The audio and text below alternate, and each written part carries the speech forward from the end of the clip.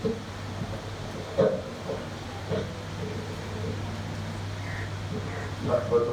ونسلم على رسوله الكريم أشهد أن لا إله إلا الله وحده لا شريك له وأشهد أن محمدا عبده ورسوله أما بعد فأعوذ بالله من الشيطان الرجيم بسم الله الرحمن الرحيم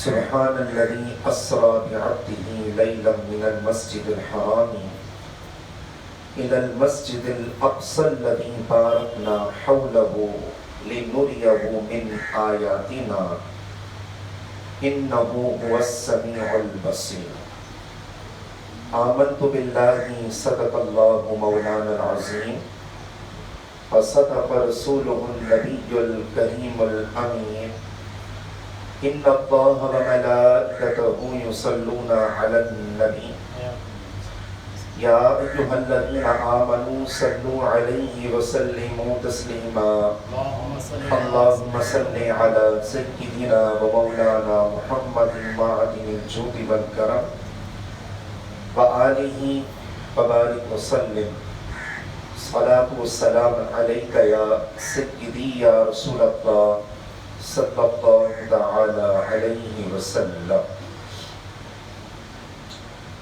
آپ حضرات کے علم میں ہیں کہ آج کا جو عنوان ہے وہ اسلام اور سائنس کی روشنی میں ذکر سفر لامکاں ہے۔ رسول اللہ صلی اللہ علیہ وسلم نے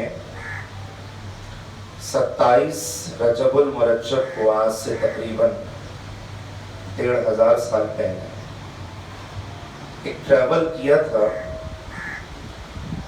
اور آپ سب جانتے ہیں کہ آج کی جو سائنس ہے وہ چاہتی ہے کہ ٹائم کو ہم مینیج کیسے کریں، ٹائم کو روکے کیسے، اور یہ کہ فیوچر کے جو حالات ہیں اس کو پہلے سے ہم ڈسکور کیسے کر سکتے ہیں وغیرہ وغیرہ۔ اس کے بارے میں ریسرچ چل رہی ہے، وہ انشاءاللہ گفتگو آگے بڑھاتے ہوئے اس پر بھی تبصرہ کیا جائے گا۔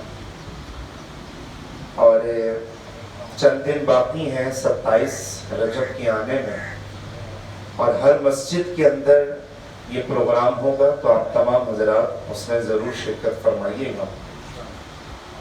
اور بے شک تمام معجزات میں سب سے بہترین معجزہ سفر معراج ہے، رسول اللہ صلی اللہ علیہ وسلم۔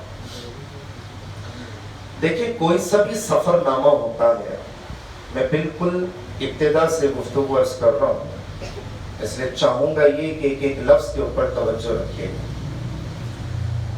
سفر نامہ کوئی سا بھی ہو تو غایت اعجاز 7 چیزوں کا پایا جانا نہایت ضروری عمل ہے۔ نمبر 1، سفر کس نے کرایا۔ نمبر 2، سفر کس نے کیا۔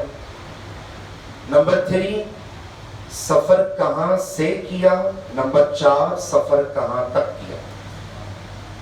نمبر 5، سفر کتنی دیر کا ہوا۔ نمبر 6، سفر رات میں ہوا یا دن میں ہوا۔ اور نمبر 7، سفر کس لیے کرایا، کیا مقاصد وغیرہ وغیرہ۔ آپ حیران ہوں گے سن کے کہ اللہ تبارک و تعالی نے غایت اعجاز ان تمام 7 سوالوں کے جوابات اس ایک آیت کریمہ کے اندر قلم بند فرما دیا۔ اب آپ سنتے جائیے اور جھومتے جائیے۔ اللہ پاک ارشاد فرماتا ہے سبحان الذی اسرا، پاک ہے وہ ذات جو اپنے خاص بندے کو لے گیا راتوں رات، لیلا من المسجد الحرام الى المسجد الاقصی، مسجد حرام سے لے کر مسجد اقصی، لنریہ من آیاتنا، تاکہ اپنے عبد خاص کو وہ بعض نشانیاں دکھا سکے۔ انہ هو السمیع البصیر، بے شک وہی سننے والا وہی جاننے والا۔ میں نے عرض کیا کہ کوئی سا بھی سفر نامہ ہو ابھی میں نے ٹرانسلیشن بیان کی، اب آپ اس کا تفصیل نقطہ سنیے گا. جب سفر کوئی سا بھی ہوتا ہے تو غایت اعجاز 7 چیزوں کا پایا جانا نہایت ضروری، وہ میں نے کیٹاگوریکل عرض کر دیا 7 چیزیں کون سی ہیں. اور اللہ تبارک و تعالیٰ نے اس ایک چھوٹی سی آیت کریمہ کے اندر ان 7 سوالوں کے جوابات دے دیے. نمبر 1، سفر کس نے کرایا؟ سبحان نے کرایا. ابتدا قرآن کی یہیں سے ہوئی نا. اور آپ کو پتا ہے کہ حالانکہ سبجیکٹ کون تھے؟ رسول اللہ صلی اللہ علیہ وسلم، یعنی ٹریول کرنے والے. تو اصولی طور پر تو یہ کہنا چاہیے کہ رسول اللہ نے سفر کیا، لیکن اللہ تبارک و تعالیٰ نے اپنا صفاتی نام پہلے ذکر کیا سبحان. اس کی وجہ تھوڑی دیر میں بیان کرتا ہوں. نمبر 1، سفر کس نے کرایا؟ سبحان نے. اور سبحان سے مراد کون ہے؟ اللہ. اچھا، سفر کس نے کیا؟ عبدی ہی، اپنے خاص بندے نے، یعنی حضور صلی اللہ علیہ وسلم نے. حضور کا نام ذکر نہیں کیا بلکہ کہا ہمارا خاص بندہ، کیونکہ جن سے محبت کی جاتی ہے نا ان کا نام نہیں لیا جاتا. ایک اصول کی بات ہے. اگرچہ حضور کا نام آیا ہے قرآن کی آیتوں میں، لیکن جب اللہ نے اپنی شناخت کروائی تو حضور کے ذریعے سے کروائی کہ تمہارے رب نے یہ فرمایا. جگہ جگہ تمہارا رب یہ چاہتا ہے، تمہارا رب یہ کہتا ہے. کیا تم نے نہیں دیکھا کہ قوم عاد کے ساتھ تمہارے رب نے کیا معاملہ فرمایا؟ اور جب اللہ تبارک و تعالیٰ نے حضور کا نام نامی اس میں گرامی فرمایا تو فرمایا کہ ہمارا خاص بندہ. نہ نام یہاں پر ذکر ہوا نہ وہاں پر، کیونکہ محبت کرنے اور کرانے میں ناموں کو ذکر نہیں کیا جاتا بلکہ ادب ذکر کیا جاتا. یہی وجہ ہے کہ جو انسان کسی کا ادب کرتا ہے، دنیاوی مثال، اس کا نام ذکر نہیں کیا جاتا. اسٹوڈنٹس اپنے استادوں کا نام نہیں لیتے، اولادیں اپنے ماں باپ کا نام نہیں لیتی. وجہ کیا ہے؟ ادب ہے نا، اس کے علاوہ تو کوئی اور وجہ نہیں. اب آئیے ان سوالات کی طرف. سفر کس نے کرایا؟ سبحان نے. سفر کس نے کیا؟ عبدی ہی نے، ہمارے خاص بندے نے. سفر کہاں سے کرایا؟ مسجد حرام سے. سفر کہاں تک کیا؟ مسجد اقصی تک. اچھا، سفر رات میں ہوا یا دن میں؟ فرمایا اسرا، رات میں ہوا. کیونکہ عربی گرامر کی ڈکشنری کے مطابق اسرا رات کے وقت سفر کرنے کو بولتا ہے. اچھا، سفر کتنی دیر میں ہوا؟ لیلن، رات کے قلیل حصے میں. اور سفر کس لیے کرایا؟ لنریہ من آیاتنا، تاکہ ہم اپنے خاص بندے کو اپنی بعض نشانیاں دکھا سکیں. یہ تو سارے جو 7 سوالات ہیں نا وہ آپ کے سمجھ میں آ گئے ہوں گے کہ سفر معراج کتنا زیادہ ویلیویبل ہے کہ اللہ تبارک و تعالیٰ نے چھوٹی سی آیت کریمہ کے اندر 7 سوالات کے جوابات دے دیے. اچھا، جب کوئی دنیاوی بادشاہ سفر کرتے ہیں تو ان کے ماتحت افراد ان کے سفر کے واقعات، جزیات اور حکایتوں کو بیان کرتے ہیں. صدر اور وزیر اعظم اگر سفر کریں تو ان کے ماتحت وزراء ان کے سفر کی حکایت اور واقعات کو بیان کرتے ہیں. بادشاہ اگر سفر کرے تو ان کے خادمین اور غلام ان کے سفر کی حکایتوں کو بیان کرتے ہیں. کوئی بہت بڑا افسر اگر سفر کرے تو ماتحت نوکر اور چاکر ان کے سفر کے واقعات کو بیان کرتے ہیں. کوئی ٹیچر اگر سفر کرے تو اسٹوڈنٹس اپنے ٹیچر کے واقعات کو بیان کرتے ہیں. تو ثابت یہ ہوا کہ کوئی بہت بڑا انسان اگر سفر کرے تو نیچے سے تعلق رکھنے والے ماتحت افراد ان کے سفر کی حکایات اور واقعات کو بیان کرتے ہیں. لیکن یہاں پر عجیب و غریب معاملہ ہے کہ سفر بندہ کر رہا ہے اور بیان مولا کر رہا ہے. اور آخر میں یہ بھی فرما دیا کہ سن لینا کہ میں سنتا بھی ہوں اور دیکھتا بھی ہوں،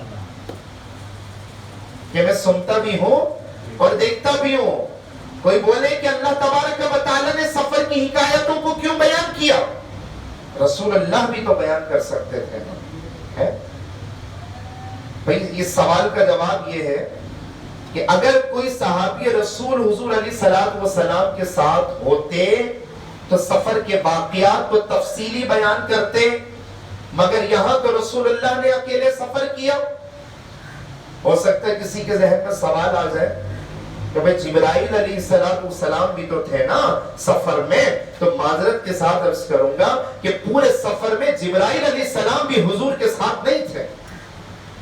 اللہ کے حکم سے سدرۃ المنتہا پر حضور کا ساتھ چھوڑ گئے تھے، اور بڑے ادب سے عرض کی تھی کہ حضور ایک قدم یا ایک روایت کے مطابق ایک پور بھی اگر آگے بڑھا تو جل جاؤں گا۔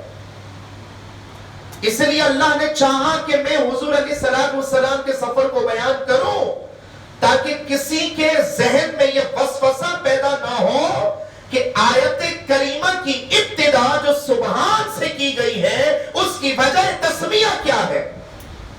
حضور نے کیسے سفر کیا، حضور کیسے چلے گا، ٹائم کو کیسے روک دیا گیا، ٹائم مینجمنٹ کا خیال کیسے کیا گیا، رات کے قلیل حصے میں اتنا طویل سفر کیسے کیا۔ اور حیرت انگیز بات یہ ہے، سائنس کا جو بادشاہ آئنسٹائن، اس کی پوری تھیوری آپ کو گوگل کے اندر تحریری صورت میں مل جائے گی۔ اس نے باقاعدہ طور پر یہ ثابت کیا ہے کہ رسول اللہ صلی اللہ علیہ وسلم نے جو سفر معراج کیا ہے وہ کس طرح کیا، تھوڑی دیر کے بعد عرض کرتا ہوں۔ کوئی شخص اگر یہ کہتا ہے، ذہن میں وسوسہ اگر کسی کے آ جائے، کیسے کیا، واپسی جب آئے تو مبارک بستر گرم تھا، کنڈی ہل رہی تھی، پانی بہ رہا تھا، جب واپسی آئے تو تینوں چیزیں کنٹینیو تھیں، تو ہم یہ جواب دیتے ہیں کہ اگر یہ تمام چیزیں ناممکن مانی جائیں یا محال مانی جائیں، کیونکہ ناممکن کو ممکن بنایا جا سکتا ہے مگر محال کو ناممکن نہیں بنایا جا سکتا۔ جیسے ہم کہتے ہیں کہ دوسرا خدا ہونا محال ہے، مطلب ناممکن ہی نہیں، ممکن ہی نہیں، ہو ہی نہیں سکتا کہ دوسرا خدا ہمارے سے وجود میں آئے۔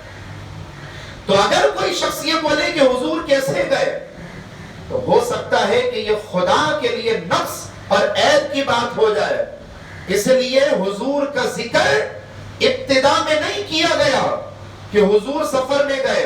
بھئی حضور کا سفر معراج تھا نا، حضور نے جنت کی سیر کی، جہنم کو باہر سے ملاحظہ فرمایا، اور پوری کائنات کی سیر کر کے جب سبجیکٹ حضور ہے، ٹاپک حضور ہے، واقعہ سفر معراج کا حضور علیہ السلام کے حوالے سے ہے، سارے واقعات، سارے معاملات حضور کے ساتھ خاص ہے، تو ابتدا بھی محمد الرسول اللہ سے کر دینی چاہیے تھی نا کہ حضور گئے، حضور نے جنت کو دیکھا، حضور نے جہنم کو باہر سے ملاحظہ فرمایا، حضور نے اللہ کا دیدار کیا، تو کہنے والے لوگ یہ بول سکتے تھے کہ یہ کیسے ہو سکتا ہے کہ ایک انسانی جسم رات کے قلیل حصے میں اتنا طویل سفر کر آ جائے۔ اس لیے تمام وسوسوں کو جڑ سے ہی کاٹ دیا گیا کہ اگر یہ تمہارے عقل کے لحاظ سے سوچا جاتا تو یہ پھر خدا کے لیے نقص اور عیب کی بات ہوتی نا، اور خدا تو سبحان ہے نا، اس لیے قرآن کی آیت کی ابتدا سبحان سے کی گئی ہے، جو ہر نقص سے بھی پاک ہے، ہر عیب سے بھی پاک ہے، ہر کمزوری سے بھی پاک ہے۔ اگر کوئی شخص یہ بولے کہ حضور کیسے چلے گئے، کیسے واپس آ گئے، رات کے قلیل حصے میں اتنا طویل سفر کیسے کر لیا، تو ہم یہ کہتے ہیں کہ ان اللہ علی کل شیء قدیر۔ یہ نہ دیکھو کہ جا کون رہا ہے، بلکہ یہ دیکھو کہ لے جا کون رہا ہے، جس کے لیے کچھ بھی ناممکن سی بات نہیں ہے۔ اچھا ہوتا یہ ہے، میں اب انسانی سائیکالوجی کے حوالے سے بات کر رہا ہوں۔ ہوتا یہ ہے کہ جب انسان بہت زیادہ ڈپریشن میں ہوتا ہے تو اپنے کسی قریبی دوست سے ملاقات کرتا ہے نا، چلے آج کل ٹائم نہیں ہے تو ہم لوگ ویڈیو کال کر لیتے ہیں، فون پہ بات کر لیتے ہیں، یا ہوٹل کانفرنس رکھ لیتا ہے، تو اس سے کیا ہوتا ہے کہ تھوڑا سا ہمارا مائنڈ ہلکا ہو جاتا ہے. لیکن دوست پکا ہونا چاہیے, یار ہونا چاہیے, اور جو دوستوں کا بھی دوست ہو, یعنی کہ اللہ تبارک و تعالی, اس کے تسلی آمیز معاملات کا پھر کون اندازہ لگا سکتا ہے. حضرت خدیجہ کا انتقال ہوا اس سال, حضرت ابو طالب کا انتقال ہوا, طائف کے میدان میں پتھر برسائے گئے, مبارک جسم لہو لہان ہوا, اور دشمنوں کی طرف سے پتہ نہیں کیا کیا القابات 29واں پارہ اٹھا کے آپ مطالعہ کریں. کسی نے شاعر کہا, کسی نے جادوگر کہا, کسی نے مجنون کہا, کسی نے کیا کہا, کسی نے کیا کہا. دل ٹوٹ گیا تھا نا حضور کا. حضرت ام ہانی کے اگر حضور آرام کر رہے ہیں, لیکن بات وہی ہے نا کہ نبی کی آنکھیں سوتی ہیں, دل جاگتا ہے. نبی کی آنکھیں سوتی ہیں, دل جاگتا ہے. اور اس کے بعد جب ٹینشن, یہ میں ایک دنیاوی مثال دے رہا ہوں, ورنہ ہر نبی ٹینشن ڈپریشن سے پاک ہے, اور نبی کا ہر عمل امتیوں کو سکھانے کے لیے, اس لیے مثال بھی سکھانے کے اعتبار سے بیان کی جائے. ورنہ ایسا نہیں کہ حضور علیہ السلام حقیقت میں ٹینشن کے معاذ اللہ استغفر اللہ آپ آ چکے تھے, لیکن پریشانی تو تھی نا. اگر حضور علیہ السلام کی اصل نور ہے تو جسم و جسمانیت کے اعتبار سے حضور بیمار بھی ہوئے, حضور کے سر میں درد بھی ہوا نا, حضور کے بخار بھی چڑھا نا, حضور کے مبارک جسم میں درد بھی ہوا نا. اور یہ تمام کی تمام چیزیں اس لیے تھیں کہ سر میں درد ہو تو کیا کرنا چاہیے, بخار ہو تو کیا کرنا چاہیے, جسم میں درد ہو تو کیا کرنا چاہیے, امتیوں کو سکھانے کے لیے تھا. سرکار اپنی چچا صاحب حضرت ام ہانی کے گھر آرام کر رہا.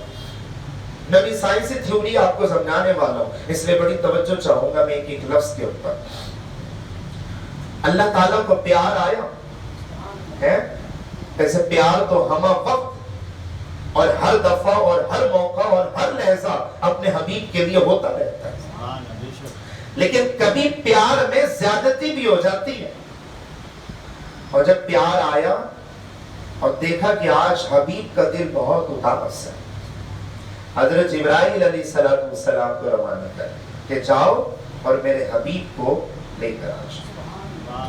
حضرت ام ہانی کے گھر آرام کر رہے ہیں. اب دیکھیں ادب کتنا زیادہ, اور اسلام دنیا کا وہ واحد مذہب ہے جس میں ادب کے اوپر سب سے زیادہ فوکس کیا جاتا ہے. اور یہ جو مثال ہے نا, جو باادب ہے, جو بانصیب ہے, جو بے ادب ہے, وہ بے نصیب ہے, یہ بھی مسلمانوں کے بزرگوں نے مثالیں دی ہیں کہ جو جتنا زیادہ ادب. حضرت جبرائیل علیہ السلام تشریف لے کر آئے, حضور علیہ السلام آرام کر رہے ہیں, حالانکہ نبی کی آنکھیں سوتی ہیں, دل جاگتا ہے, غفلت کی نیند نبی نہیں سوتے, حدیثوں سے ثابت.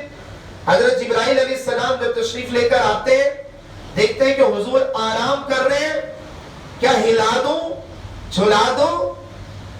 مسجد میں جو بزرگ حضرات اعتکاف میں بیٹھتے ہیں تو ان کو اٹھانے کا کیا طریقہ ہوتا ہے ہمارے یہاں کہ ان کے پاؤں دباتے ہیں, ان کے پاؤں کی طرف ذرا یوں ایک اشارہ ہوتا ہے, یا سر دبانے لگتے ہیں کہ انکل اٹھ جائیں, بابا اٹھ جائیں, سحری کا وقت ہے.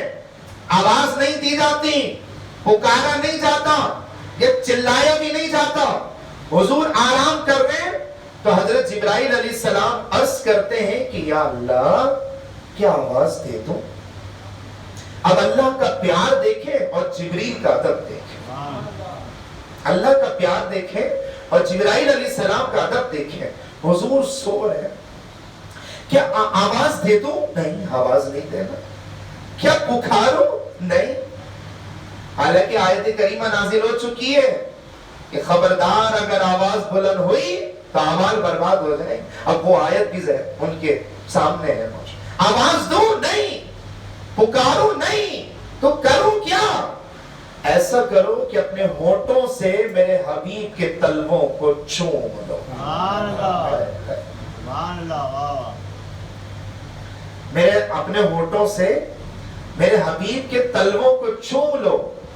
حضور خود فرما رہے, خود فرماتے بعد میں کہ جب جبریل کے ہونٹوں کی ٹھنڈک ثابت ہوا کہ جن فرشتوں کے ہونٹ ٹھنڈے ہوتے ہیں, سکون دینے والی ٹھنڈک نہیں ہوتی وہ ٹھنڈک مولانا. جب جبریل کے ہونٹوں کی ٹھنڈک میں نے اپنے دل میں محسوس کی تو اپنی آنکھوں کو کھول دی. اپنی آنکھوں کو کھول دی. اس کے بعد آپ وہاں سے تشریف لے کر گئے.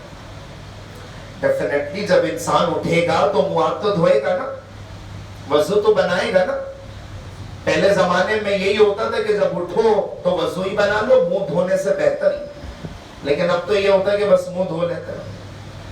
اب جب رسول اللہ نے وضو بنایا تو باڈی ٹیمپریچر کی وجہ سے ہمارا جو بستر ہوتا ہے, گدا ہوتا ہے, بیڈ ہوتا ہے, میں ایک سوال آپ سے کر رہا ہوں, کتنی دیر تک گرم رہے؟ میکسیمم چند سیکنڈ. اگر گرمیوں کا سیزن ہے تو میکسیمم آپ بولے کہ بھائی میں بہت صحت مند ہوں تو میرا جسم گرم ہے, یا فیور ٹیمپریچر کی وجہ سے 10 سیکنڈ گرم رہ لیا, مان لیا. لیکن جو سفر اتنا طویل ہو کہ سائنسدان بولنے پر مجبور ہو جائے کہ ستاروں تک پہنچنے کے لیے ہمیں ایسا راکٹ بنانا پڑے گا جو 1000 سال تک چلتا رہے, اور حضور ستاروں تک نہیں گئے, لامکہ خدا کا دیدار کر کے واپس آئے تو دیکھا کہ مبارک بستر گرم. لیکن ابھی میں گفتگو وہاں نہیں لے جاتا, ابھی اس واقعے کی طرف آئے. جو نکات میں پڑھ کر آیا ہوں یا مطالعہ کر آیا ہوں, جو نکات میرے استادوں نے مجھے سکھایا, کوشش کروں گا کہ کم وقت میں اسلام اور سائنس کی بنیاد پر آپ کو سفر معراج بیان کر دوں. لیکن یہ سفر معراج اتنا مختصر نہیں ہے. کوئی یہ نہ بولے کہ آدھے گھنٹے کا تھا, ہاں بس اتنی سی بات تھی, کہانی ختم. ایسا نہیں ہے.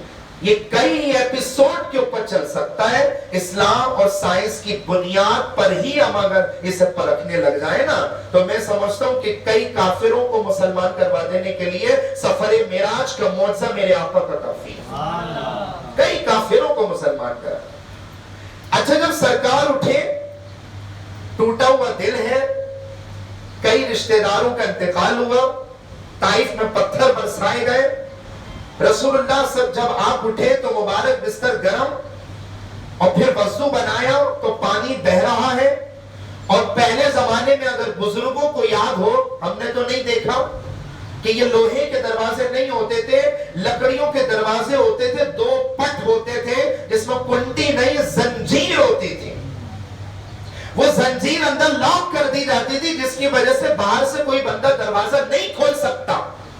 ایک انسان جب اس زنجیر کو ہٹائے گا اپنے دروازے کو کھولنے کے لیے تو سوال یہ پیدا ہوتا ہے کہ زنجیر کتنی دیر تک موو کرے گی.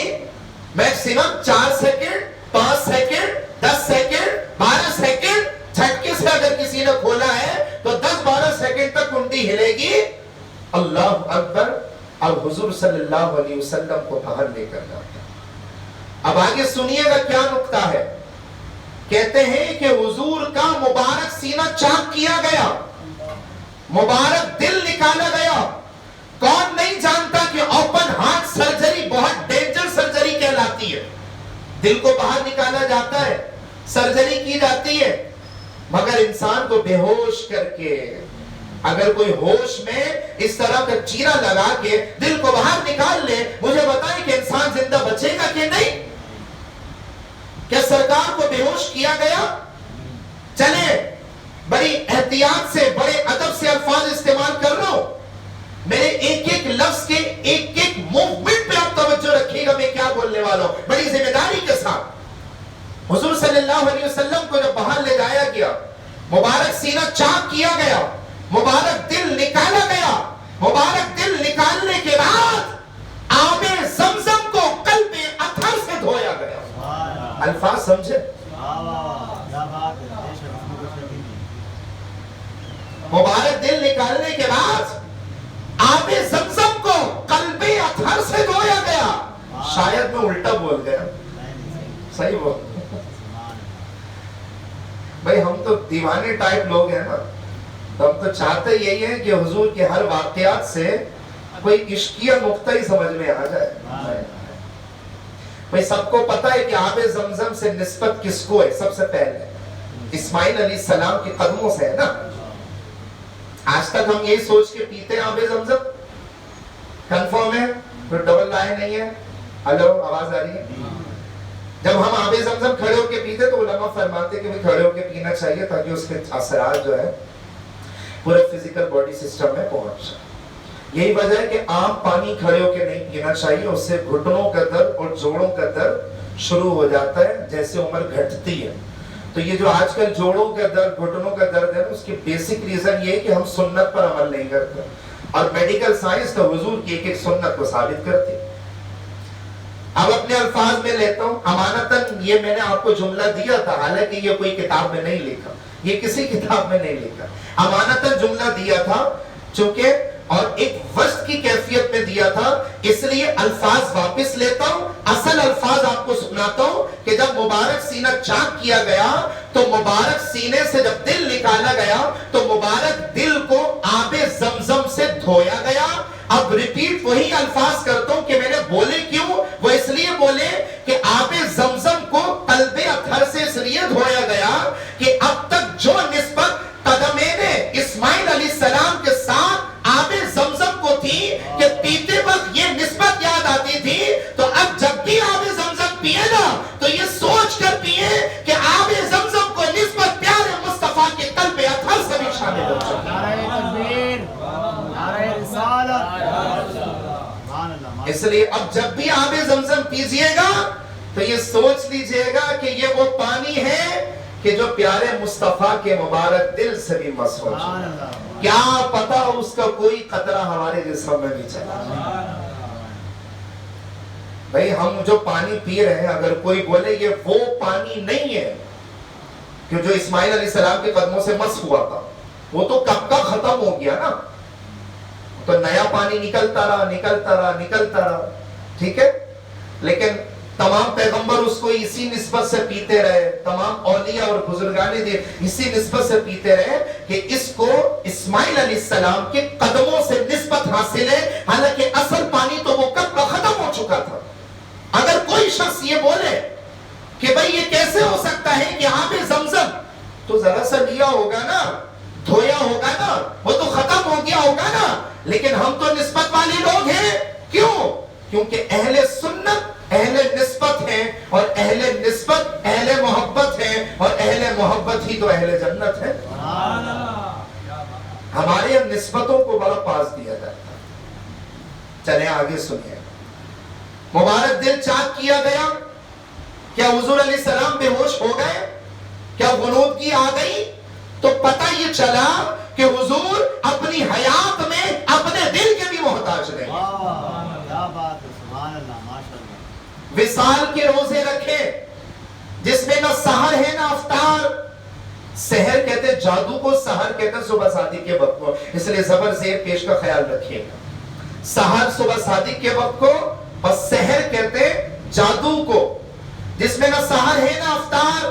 تو پتہ یہ چلا کہ کھانے پینے میں ہمارے آقا اپنی غذا کے بھی محتاج نہیں ہے.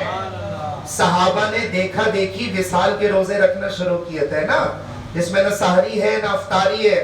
تو کیا ہوا, کمزوری آ گئی, فزیکلی ویکنس آ گئی. رسول اللہ نے ملاحظہ فرمایا, اسے کیا وجہ ہے, آئے دن ہمیں کفار سے جنگیں کرنی پڑتی ہیں اور کچھ نہ کچھ مارکا چلتا ہے, اور آپ لوگوں کو میں دیکھ رہا ہوں کمزوری ہے. صحابہ عرض کرتے ہیں کہ یا رسول اللہ, ہم نے آپ کو دیکھا آپ وصال کے روزے رکھ رہے ہیں, نہ سحری میں کچھ کھا رہے, نہ افطاری میں کچھ کھا رہے, نہ دن میں کچھ کھا رہے, نہ رات میں کچھ کھا رہے. اللہ اکبر. میرے آقا صلی اللہ علیہ وسلم نے جب صحابہ کا یہ جملہ سنا, ارشاد فرمایا, ایکم مثلی, تم میں سے کون میری مثل ہے.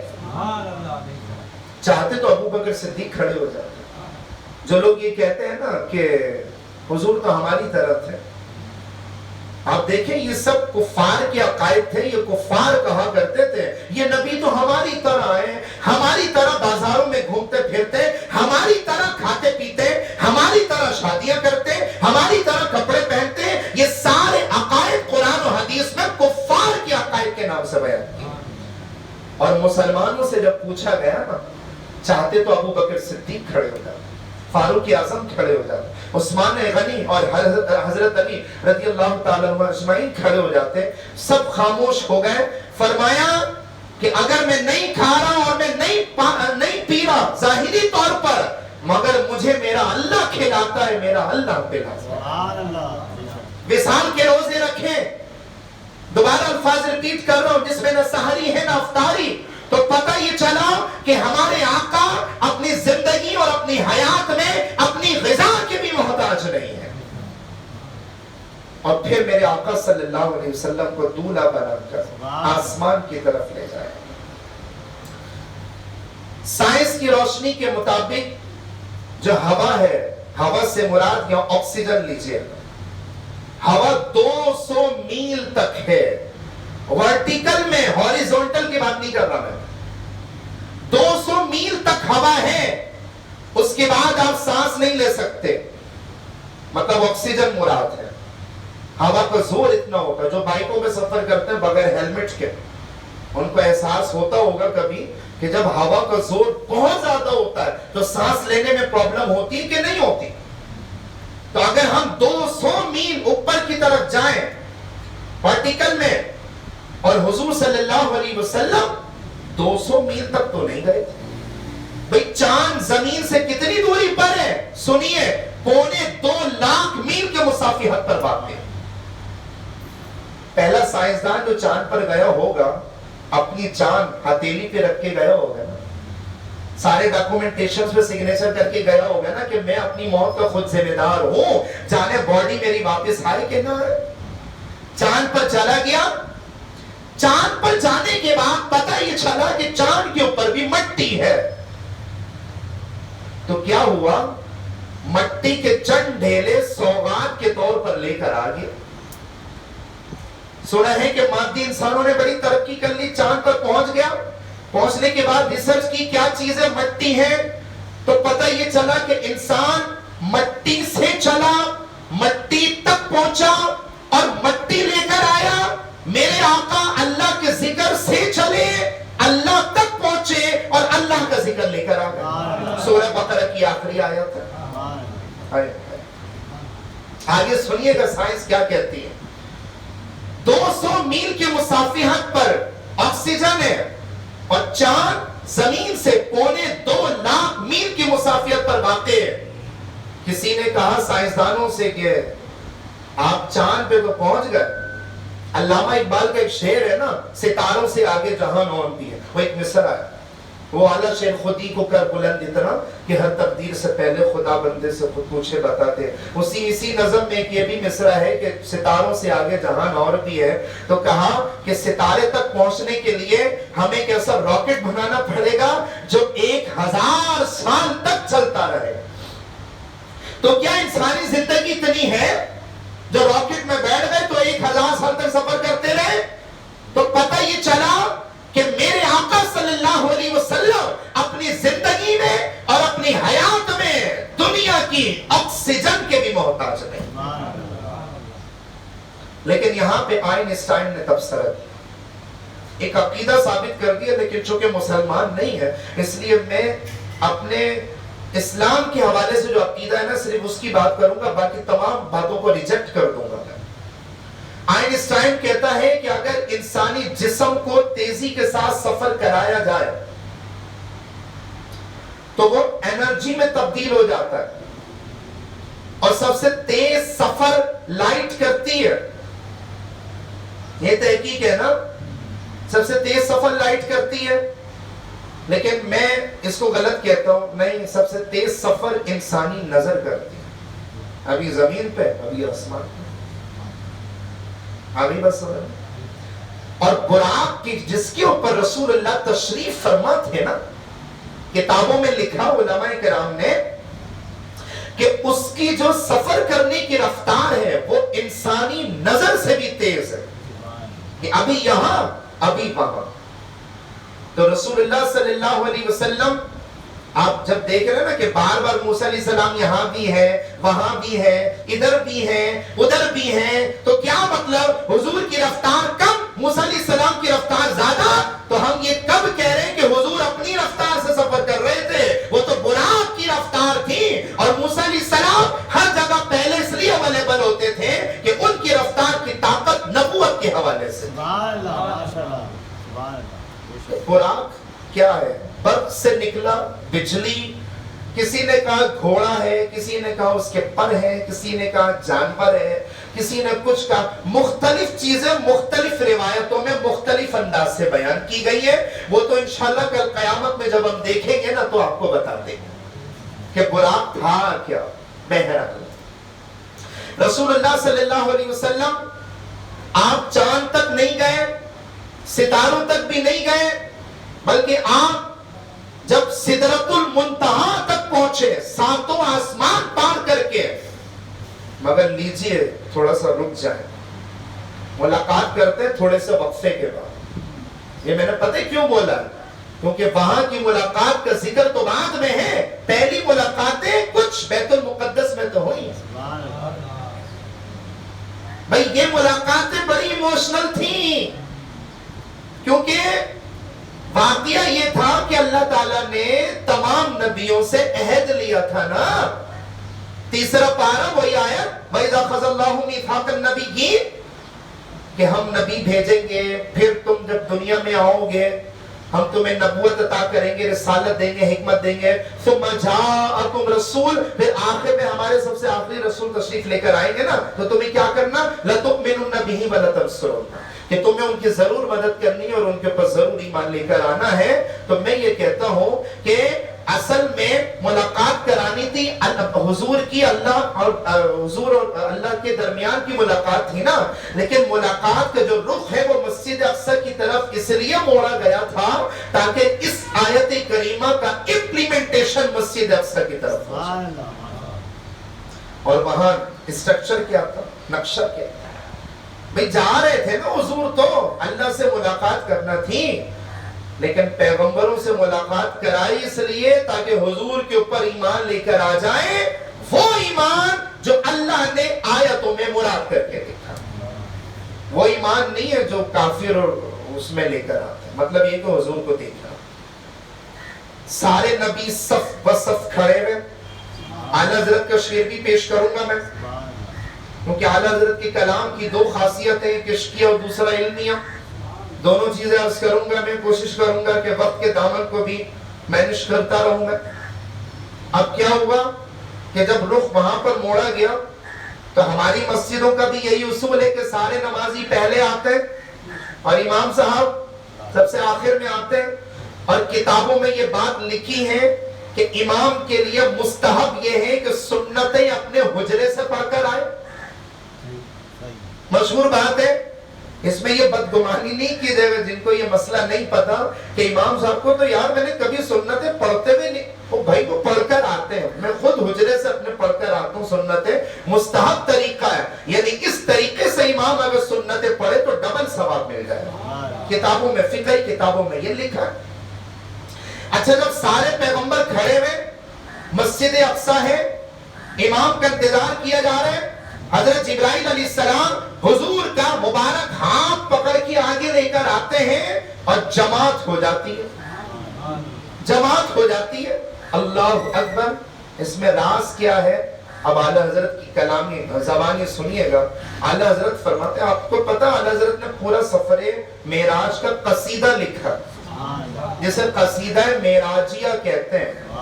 داغ دہلوی صاحب تھے اعلیٰ حضرت کے زمانے میں، شاعر تھے، شاعروں کے استاد تھے. اعلیٰ حضرت نماز عصر پڑھنے یا پڑھانے، جو بھی آپ مسجد تشریف لے جا رہے تھے نماز عصر پڑھنے کے لیے، راستے میں داغ دہلوی صاحب ملے کہ حضرت ایک قصیدہ معراجیہ لکھا، ذرا مطالعہ کر لیں. اعلیٰ حضرت فرماتے ہیں ابھی تو ہم نماز عصر پڑھنے کے لیے جا رہے ہیں، واپس آنے کے بعد تمہارا قصیدہ دیکھتے ہیں. اللہ اکبر. وہاں عصر کی نماز پڑھتے ہیں اور بیٹھے بیٹھے جیب سے کاغذ قلم نکال کے 66 اشعار پر مشتمل قصیدہ معراجیہ اعلیٰ حضرت ایسے لکھ دیتے ہیں جیسے پہلے سے زبانی یاد ہو. اور پھر راستے میں وہی داغ دہلوی صاحب ملتے ہیں. اعلیٰ حضرت فرماتے ہیں کہ بھیا ایک قصیدہ معراجیہ ہے نا، فقیر نے بھی لکھا ہے، ذرا اسے بھی پڑھ لو. داغ دہلوی صاحب وہ قصیدہ معراجیہ اعلیٰ حضرت کا پڑھتے ہیں اور اپنا قصیدہ لپیٹ کے جیب میں رکھ لیتے ہیں. ارے بھائی اپنا تو دکھا دو. نہیں سر اب اس کی حاجت نہیں، اب اس کی ضرورت نہیں ہے. اب اعلیٰ حضرت پوری ملاقات کو کیا فرماتے ہیں، ترنم کے اشعار، ترنم کے انداز سے سنیے گا اور سبحان اللہ سے اپنی زبانوں کو تر رکھیے گا۔ اعلیٰ حضرت نے فرمایا کہ راز ہے یہ جو نماز اقصیٰ ہے نا، سر کہتے ہیں راز کو، چھپا ہوا، اس لیے قرات کی دو قسمیں بنی نا، قرات بالسر اور قرات بالجہر۔ جو امام صاحب ظہر اور عصر میں قرات کرتے ہیں، قرات بالسر ہے یعنی راز بنی چھپی ہوئی، اور جو قرات بالجہر ہے یعنی تیز آواز۔ اچھا راز کیا ہے اس میں؟ اللہ حضرت فرماتے ہیں کہ نماز اقصیٰ میں تھا یہی سر، یعنی راز تھا، آیا ہو یعنی ظاہر ہو جائے، آیا ہوں مانائے اول آخر۔ بھئی حضور کا آخر ہونا تو ثابت ہے کہ حضور سب سے آخری نبی، مگر اول ہونا بھی تو ثابت کرنا تھا۔ وہ کیسے ثابت ہوگا؟ وہ ایسے ثابت ہو کہ حضور کو ہے نا سب سے پہلے امام کے صف میں شامل کر دیا جائے، امام کے مصلی میں کھڑا کر دیا جائے، تو امام مجھے بتائیں آخر بنا یا اول بنا ہے؟ تو ثابت ہو گیا۔ اعلیٰ حضرت نے یہ تو فرمایا کہ نماز اقصیٰ میں تھا یہی سر، یعنی راز تھا، آیا ہوں مانائے اول آخر، کہ دست بستہ یعنی ہاتھ باندھ کے، کہ دست بستہ ہے پیچھے حاضر، جو سلطنت آگے کر گئے، آنے والے حضور آگے کر رہے حضور کی سلطنت۔ عیسیٰ علیہ السلام فرما رہے ہیں مبشرن برسولی یأتی من بعد اسمہ احمد، میرے بعد جو آئیں گے ان کا نام احمد ہوگا۔ موسیٰ علیہ السلام بشارت دے رہے، عیسیٰ علیہ السلام بشارت دے رہے، نوح علیہ السلام 1,24,000 پیغمبروں نے حضور کی سلطنت کو ہی آگے کیا ہے، جو سلطنت آگے کر گئے تھے، یہ راز تھا۔ اچھا جب یہاں پر ملاقاتیں ہو گئی، کیسی ملاقات ہوئی ہوگی نا؟ اچھا جب جا رہے ہیں، چلے موسیٰ علیہ السلام جو قبر میں صلوات پڑھ رہے تھے نا، وہ آخر میں عقیدہ بتاؤں گا۔ اچھا جب جا رہے ہیں حضور صلی اللہ علیہ وسلم، آپ چاند سے بھی آگے تشریف لے کر گئے، اور چاند پہ آکسیجن نہیں، کچھ بھی نہیں، آپ تو چاند پہ کھانا بھی نہیں کھا سکتے۔ وہ سنا ہے کہ وہ کچھ ٹیبلیٹس آتی ہیں جس کو کھا کے پیٹ بھر جاتا ہے، تو طاقت کی ٹیبلیٹس ہوتی ہیں، پھر اس کو کھا کے بھوک نہیں لگے گی۔ آپ بیٹھ کے وہاں دعوتیں نہیں اڑا سکتے کہ بھئی چاند پہ بیٹھ گئے، ذرا دسترخوان بچھا لو، صحیح کڑھائی وڑائی کھا لیتے آرام سے۔ آپ آکسیجن ہٹائیں گے تو کچھ کھائیں گے نا، تو وہ جو ٹیبلیٹس ہوتی ہیں نا، وہ سائنسدان بھی بڑی مشکل سے اس کو لیتے ہیں تاکہ جسم میں انرجی برقرار رہے۔ بہرحال اب رسول اللہ صلی اللہ علیہ وسلم آگے تشریف لے جا رہے ہیں، اعلیٰ حضرت عشقی انداز میں فرماتے ہیں کہ اے چاند تو کیا ہوش میں نہیں تھا کہ تیرے اوپر سے چڑھ کے رسول اللہ تشریف لے گئے، اور تیرے چہرے کے اوپر ہے دھبے۔ بھئی آج ہمارے چہرے پہ دھبے ہوں، رنکلز ہو جائیں، فریکلز ہو جائیں، پمپلز ہو جائیں، تو بہت ساری نت نئی قسم کی کریمیں جو ہے نا وہ فیئرنس کے لیے لگائی جاتی ہے کہ دھبے دور ہو جائیں۔ بڑی ٹینشن میں ڈال دیا نوجوان نسل کو نا، رنگ گورا ہونا چاہیے، چہرہ صاف ہونا چاہیے، یہ تو خیر الگ ٹاپک ہے۔ اعلیٰ حضرت فرماتے کہ اے چاند تو کس ہوش میں تھا کہ جب پیارے مصطفیٰ تیرے اوپر سے چڑھ کے گئے تھے تو تو پیارے مصطفیٰ کے قدموں کے نیچے کی خاک اٹھا کے کیوں نہیں لے کر آیا کہ وہ خاک اپنے چہرے پہ مل لیتا تو یہ تیرے سارے داغ دھبے دور ہو جاتے۔ اب شعر کی صورت میں سنیے، مت کہتے ہیں نا، مت ماری گئی، مت کہتے ہیں عقل کو۔ اعلیٰ حضرت فرماتے ہیں بھائی موضوع جو ہے نا وہ اسلام اور سائنس کی روشنی میں ہے، ہم نے اس میں ایک اور الفاظ یوز کر لیا اعلیٰ حضرت کی شاعری کی روشنی میں، صحیح ہے، تاکہ جو ہے نا مزہ دوبالا ہو جائے۔ اب اعلیٰ حضرت فرماتے ہیں کہ ستم کیا کہ سمت کٹی تھی، یعنی بڑا ظلم ہو گیا یار تیری عقل کہاں چلے گئی. ستم کیا کہ سمت کٹی تھی کمر وہ خاک ان کے راہ گزر کی. سبحان اللہ. اٹھا نہ لایا کہ ملتے ملتے یہ داغ سب دیکھنا مٹے تھے. وہ سرور کشور رسالت جو عرش پر جلوہ گر ہوئے تھے. ایک عشقی انداز. مولانا حسن رضا خان فرماتے ہیں کہ دھوم ذروں میں آنا شمس کی پڑ جاتی ہے جس طرف سے ہے گزر چاند ہمارا کرتا.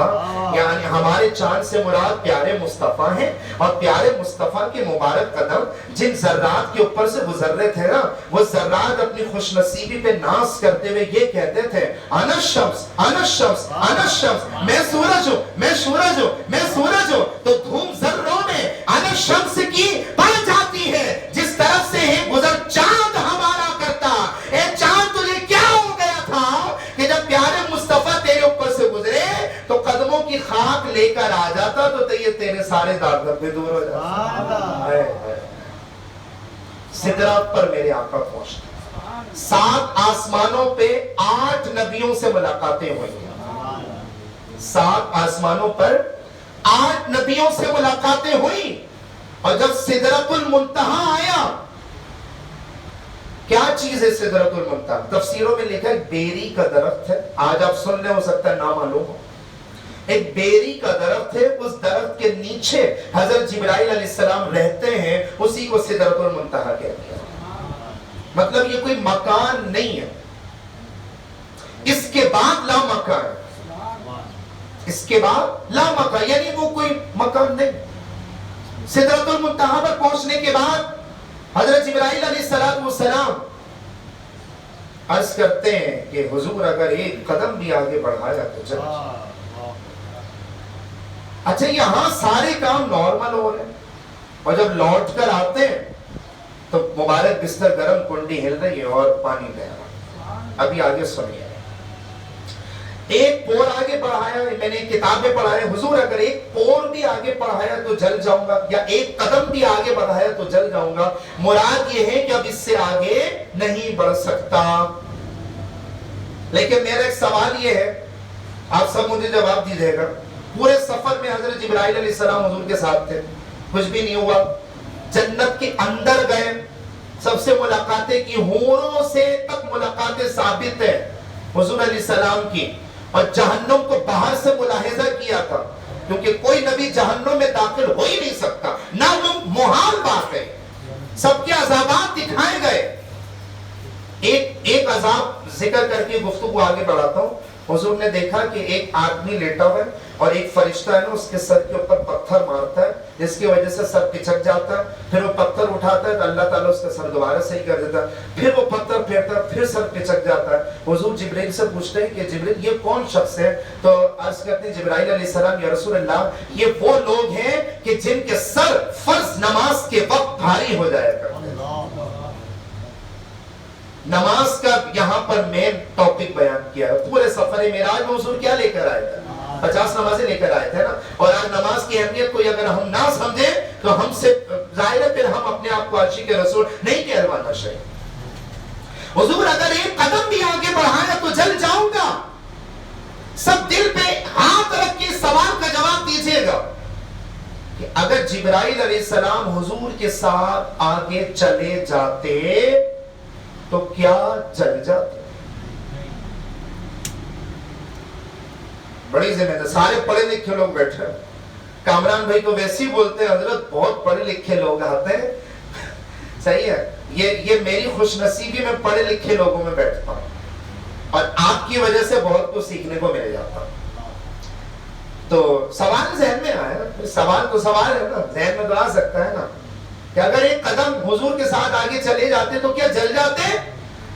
اگر آپ کا جواب ہے نہیں تو ایک طرح سے آپ صحیح ہیں کیونکہ نالین شریفین تو نہیں جلے.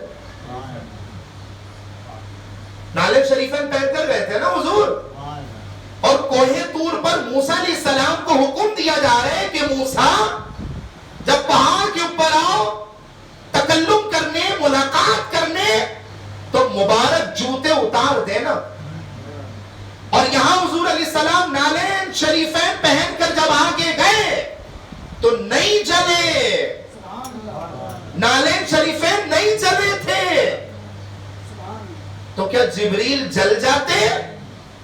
اہل عرفان کہتے ہیں، یعنی جو صوفیزم کو زیادہ جو بلیف کرتے ہیں وہ لوگ کہتے ہیں کہ چونکہ جبریل حضور علیہ السلام کے ساتھ ان کے رفیق سفر بن کے چلے تھے، اگر نالین شریفین کی طرح قدموں سے لپٹ کر چلتے تو نہ چلتے.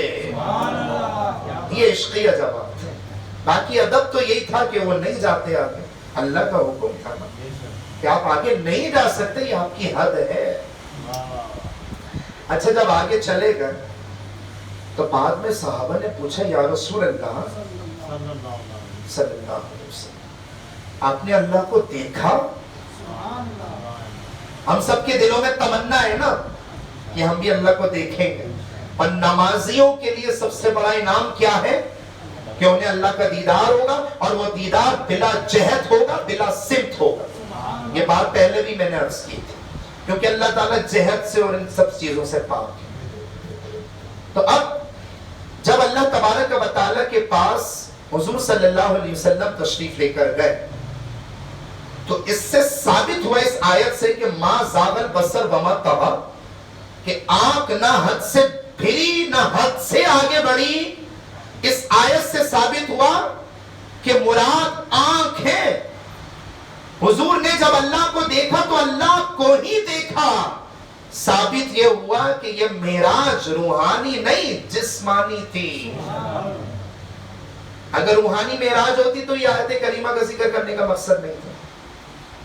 صحابہ نے پوچھا یا رسول اللہ صلی اللہ علیہ وسلم آپ نے اللہ کو دیکھا، کیسا تھا؟ دو روایتیں ہیں، روایتیں تو اور بھی ہوں گی اگر جو میں مطالعہ کر لوں. دو روایتیں، ایک تو فرمایا کہ نور ہی نور تھا. اللہ نور ہی نور تھا. بہت توجہ چاہوں گا میں ایک ایک لفظ پہ. توحید کی باتیں ذرا بھی بات ادھر ادھر ہوئی تو بات گڑبڑ ہو جائے گی. فرمایا نور ہی نور تھا. کسی نے پوچھا یا رسول اللہ صلی اللہ علیہ وسلم کیسا تھا؟ بعد میں کسی نے پوچھا کیسا تھا؟ فرمایا کہ میں نے خدا کو اچھی صورت میں دیکھا. اور تیسری حدیث سے ثابت ہوتا ہے کہ اللہ تعالیٰ مسکراتا بھی ہے، لیکن وہ مسکرانا ہمارے اور آپ کی طرح نہیں ہے. وہ کیسا مسکرانا ہے وہ کل قیامت میں جب دیکھیں گے انشاءاللہ ایکسپلین کر دیں گے. مگر اللہ تبارک و تعالیٰ جسم و جسمانیت سے، شکل و صورت سے پاک ہے. بہت ساری چیزیں جو ہے نا وہ تشبیہات کے طور پر بیان کی جائیں. جیسے اللہ کا ہاتھ ان کے ہاتھوں پر، ید اللہ فوق ایدیہم. تو بغیر استادوں کے جب کوئی قرآن پڑھتا ہے تو قرآن تو خود ہی بولتا ہے یضل بہ کثیرا ویہدی بہ کثیرا، کہ اسی قرآن کو پڑھ کے بعض لوگ گمراہ ہو جاتے ہیں، بعض لوگ ہدایت پا جاتے ہیں. تو لوگوں نے تو اللہ کا جسم بھی ثابت کر دیا، اللہ کا ہاتھ بھی ثابت کر دیا، اللہ کی آنکھیں بھی ثابت کر دی، اللہ کا چہرہ تک ثابت کر دیا. وجہ کیا ہے؟ استادوں کے بغیر قرآن پڑھ لیا. کہا مسترجمہ تو ہے، پڑھ لو، کیا ضرورت ہے تفسیر پڑھنے کی. تو کچھ آیتوں کا مفہوم آج تک کوئی نہیں سمجھ سکا. وہ راز تھا، ہے، رہے گا. ایک دنیاوی مثال دے دوں. کچھ راز ایسے ہوتے ہیں جو بعد میں ڈسکلوز ہوتا ہے. حضور کے زمانے میں فرعون کی لاش تھی؟ نہیں تھی، بعد میں ڈسکور ہوئی. تو اس آیت کریمہ کی تفسیر لوگوں کے بعد میں سمجھ میں آئی نا. اور پتہ کب؟ مصر کے اندر ایک غار میں 1980 کے اندر مصر میں فرعون کی لاش کو ڈسکور کیا گیا. وہ کیمیکل لگا کے بڑی تحقیق ہوئی تو پتہ چلا یہ لاش دریا نیل سے نکلی ہے. وہی شخص ہے جس نے موسیٰ علیہ السلام کے زمانے میں خدائی کا دعویٰ کیا. تو آیت کریمہ کا امپلیمنٹیشن کب ہوا؟ یہ راز کب کھلا؟ قرآن کی آیت نازل ہونے کے 1500 سال کے بعد. بہت سارے راز ایسے ہیں، تیار رہیے گا بھی. کفار ہنس رہے ہیں کہ دیکھو تمہارا مذہب بولتا ہے کہ تمہارا خدا مرنے کے بعد دوبارہ سے تمہارے کو تخلیق کرے گا. چہرہ بھی ویسی بنے گا، ہاتھ بھی ویسی بنیں گے. 29واں پارہ سورہ قیامت اللہ پاک ارشاد فرماتے ہیں تم چہرے کی بات کر رہے ہو،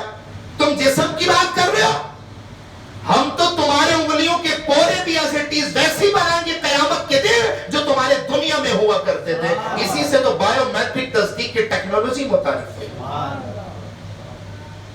وہ راز اس وقت سمجھ میں نہیں آیا تھا, اب سمجھ میں آیا. ہاں, انگوٹھا جو ہے وہ پہچان کا ذریعہ ہے. جو بچے فزیکلی جڑے ہوئے ہوتے ہیں نا, ان کے چہرے سیم ہیں, آنکھیں سیم ہیں, آئی برو سیم ہیں, ہر چیز سیم ہے. اب چونکہ اللہ نے پہچان کے ذریعے کیا بنا دیا, انگوٹھوں کے پورے, اس لیے میں قسم کھا کے یہ بات کہہ سکتا ہوں کہ پورے جسم کی چیزیں مکس ہو سکتی ہیں مگر انگلیوں کے پورے لازمی جدا ہوں گے, کیونکہ قرآن نے کہہ دیا. تو بہت سارے راز ابھی باقی ہیں, تیار رہیے گا. آگے سنیے گا. جب انسان غمگین حالت میں آتا ہے, جیسے کوئی دوست کسی دوسرے دوست کے پاس جائے اور تحفہ دے دے تو کیا ہوتا ہے, دل خوش ہو جاتا ہے. تحفہ کیا لے کر آئے, 50 نمازوں کا تحفہ. 50 نماز. اس سے پتہ یہ چلا کہ اللہ رسول کے دربار میں نماز کی اہمیت کتنی زیادہ ہم سوچ بھی نہیں سکتے. اور موسیٰ علیہ السلام کے پاس سے جب حضور گزرے تھے تو روایتوں میں آیا کہ موسیٰ علیہ السلام کو میں نے ان کی قبر میں دیکھا, تو عربی میں ایک لفظ لکھا ہے کہ میں نے موسیٰ علیہ السلام کو ان کی قبر میں یا مزار میں دیکھا تو موسیٰ علیہ السلام صلاۃ پڑھ رہے تھے. اب یہ صلاۃ کیا چیز ہے؟ کسی نے کہا نماز. یہاں کوئی عالم دین اگر تشریف لے کر آ جائے, کوئی مفتی صاحب تشریف لے کر آ جائے اور ہم سب مل کے نماز پڑھنے لگ جائیں, یہ ادب ہے؟ یہ ادب ہے؟ نہیں, آپ سمجھے نہیں ہے. میرا خیال ہے بابا قریب آ چکے ہیں کہ لفظ ایک ہے, معنی دو ہیں.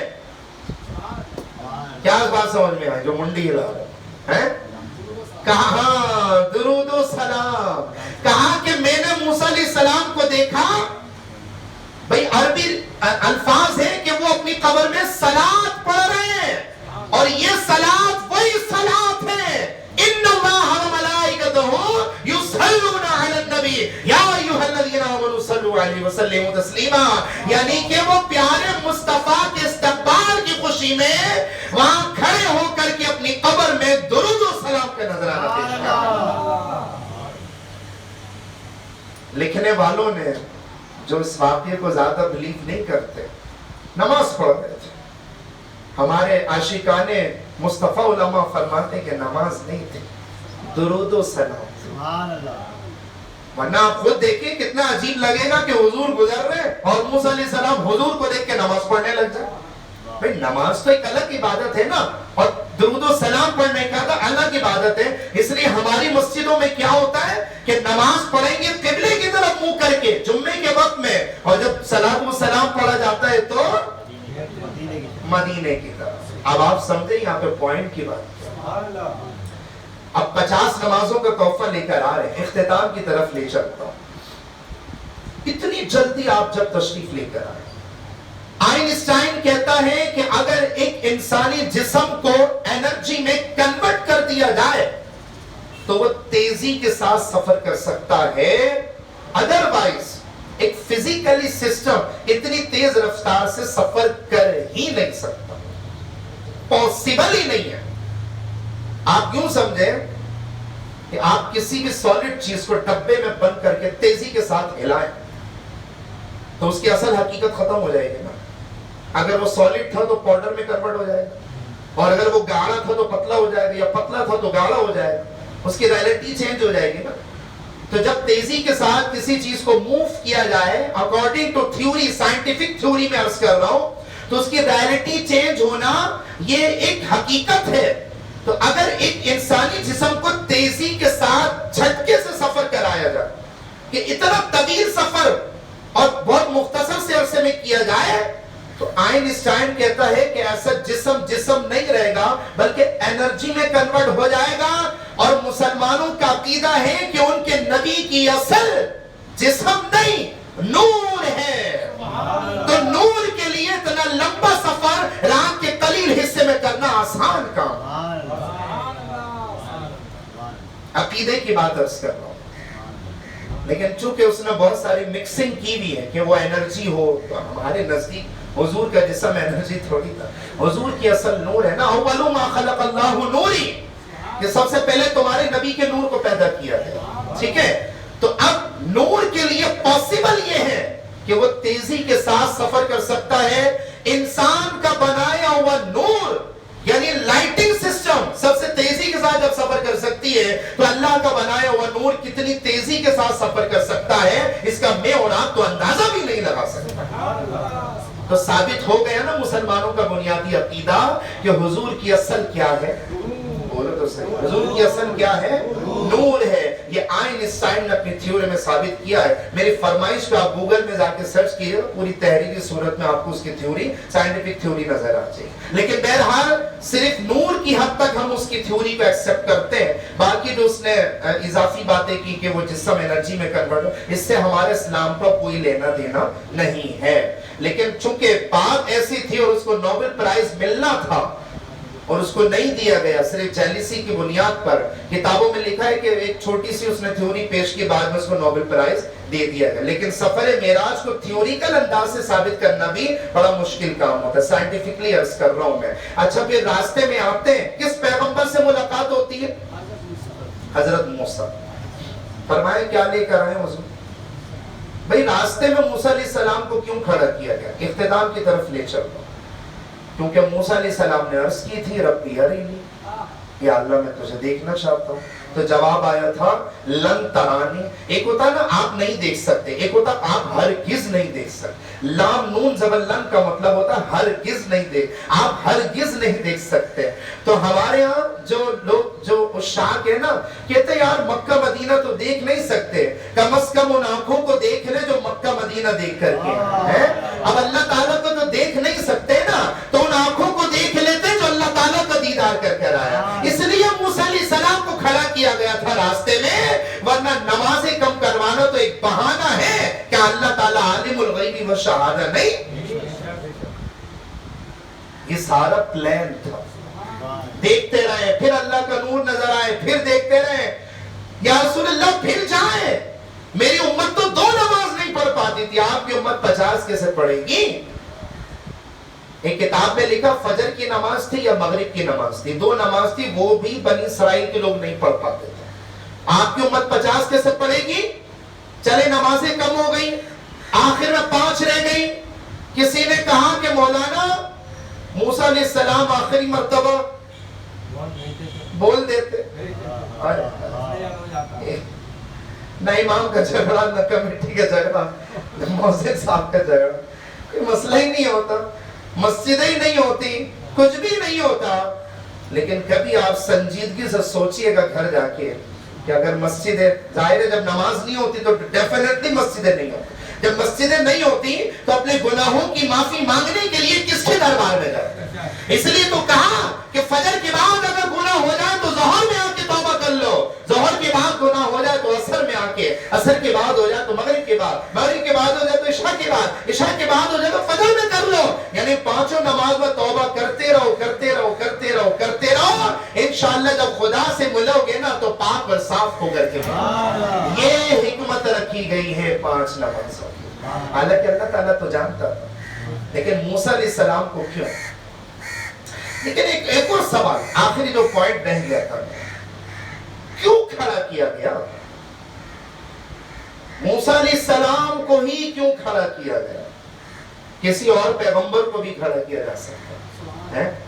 وہ اس لیے میرے مسلمان بھائیوں، تاکہ آنے والے دنیا کے لوگوں کو یہ میسج بھی دینا تھا۔ توجہ ہے سب کی؟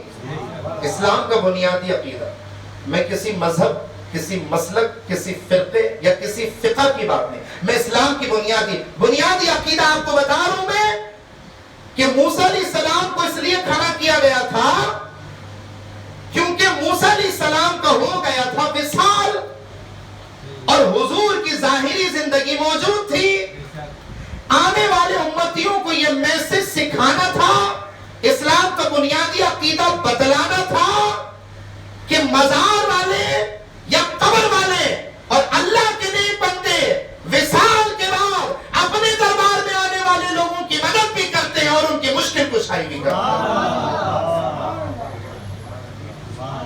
جو مدد مانگنے جا رہے ہیں وہ زندہ حالت میں تھے، اور جو مدد فراہم کر رہے ہیں ظاہری اعتبار سے ان کا پردہ ہو چکا تھا نا.